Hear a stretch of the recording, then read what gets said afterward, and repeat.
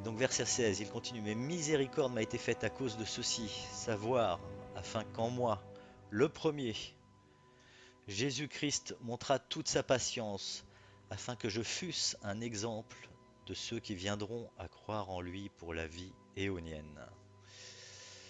Et donc oui, il était le premier à être finalement subjugué de cette manière, à, à être écrasé par la grâce de Dieu, et finalement être converti, j'ai bien envie de dire contre son gré.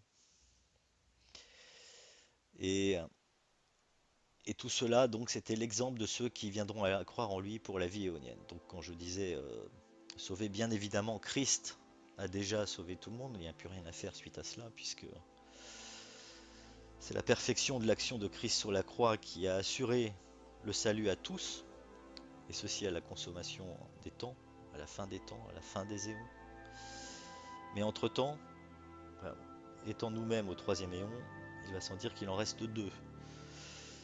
Et donc, ce dont il s'agit ici, pour le corps du Christ, c'est d'être un élu, non pas d'être sauvé, puisque tout le monde l'est déjà, mais d'être un élu, et donc de pouvoir participer à ce qui nous a été annoncé comme, un, le règne de 1000 ans de Christ, et deux, le dernier des éons, l'éon des éons, qui est le dernier âge, et dans lequel nous trouverons tous ceux qui ont été, qui sont passés par le jugement dernier et qui ont eu accès à la vie éonienne étant le dernier éon pour eux.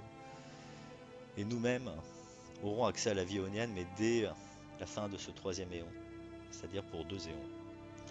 Et je reviendrai sans doute là-dessus un autre jour pour clarifier, parce que finalement beaucoup de croyants ne comprennent pas ce qu'est un élu, ne comprennent pas ce qu'est le salut de Christ, le salut universel qui a été donné par le sacrifice de Christ sur la croix, et ne comprennent pas non plus le fait que finalement tout le monde sera sauvé à la fin des éons. Ce qu'on dit la fin être la fin des temps, pardon. Là où, quand Dieu sera tout avec tous. Et j'en finis par le chapitre, par le verset 17, pardon. Or qu'au roi des éons, l'incorruptible, invisible, seul Dieu, soit honneur et gloire pour les éons des éons. Amen. Et donc là, j'en reviens pour dire que dans ce verset 17, quand on regarde les textes, il n'est pas dit siècle, comme on retrouve dans toutes nos Bibles françaises. Il n'est pas du tout dit siècle, mais il est dit éon. Et l'éon, c'est un âge. Et comme on peut le voir à la fin de ce verset, il est encore dit et gloire pour les éons des éons.